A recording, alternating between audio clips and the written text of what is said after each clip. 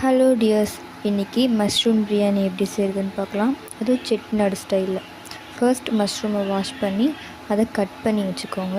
அதில் கொஞ்சம் சால்ட், பிரியாணி மசாலா, மஞ்சத்தூள், சிக்கன் மசாலா இதெல்லாம் போட்டு அப்புறம் கர்ட் போட்டு கொஞ்சம் மிக்ஸ் பண்ணி வச்சுருங்க. அது கொஞ்சம் மிக்ஸ் பண்ணதுக்கப்புறம் கொத்தமல்லி தழை, புதினா இதெல்லாம் போட்டு மிக்ஸ் பண்ணிக்கோங்க.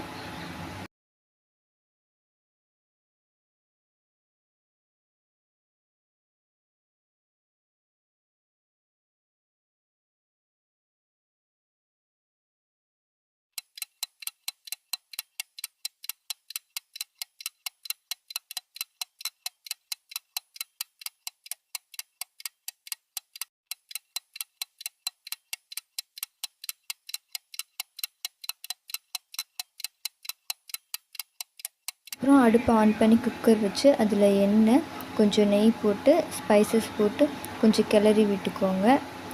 அப்புறம் அது கொஞ்சம் பொரிஞ்சு வந்ததுக்கப்புறம் நீளமாக வெட்டின பெரிய வெங்காயம் சேர்த்து